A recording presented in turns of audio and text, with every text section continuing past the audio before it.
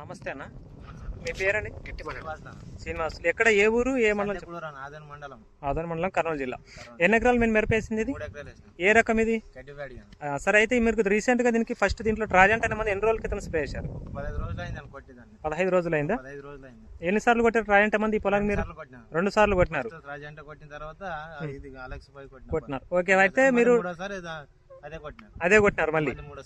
Okay, అయితే ట్రాజెంట్ కొట్టక ముందు మీ పొలంలో ఏమేమి సమస్య ఉండేది? ఫస్ట్ ఏం మద్దు పారిపోయింది చెట్టు అంతా. ఓకే, ఏమి ఇడిచిపెట్టేది ట్రాజెంట్ కొట్టిన తర్వాత బాగైందా? ట్రిప్స్ సమస్య ఎక్కువ ఉండేనా పూతలో అప్పుడు? ఓకే, అది కొట్టిన తర్వాత కంట్రోల్ అయిందా? మళ్ళీ గ్రోత్ పూత బాగా వచ్చిందా? తర్వాత మళ్ళీ అలెక్సాఫైజ్ స్ప్రే చేశారా? అలెక్సాఫైజ్ యొక్క పనితనం ఏమంటారు?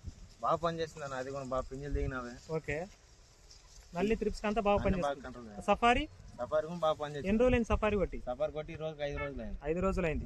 సఫారీ వల్లనే కొత్త పూత అంతా రావడం. కొత్త పూత అంతా సఫారీ.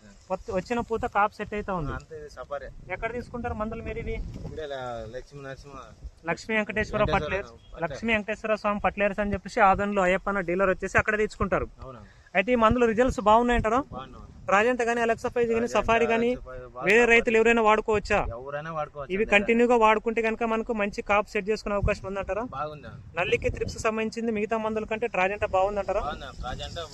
బాగున్నందుకే 2 సార్లు స్ప్రే చేశారు. ట్రాజెంట్ 2 సార్లు చేశారు, అలెక్సాఫైజ్ 2 సార్లు చేశారు, సఫారీ 1 సారి స్ప్రే చేశారు. అంతేనా? ఓకేనా, రైతులు ఎవరైనా ధైర్యంగా వాడుకోవచ్చు? ఏ మందులు కొట్టుకోవచ్చు. ఓకే అన్న, థ్యాంక్ యూ.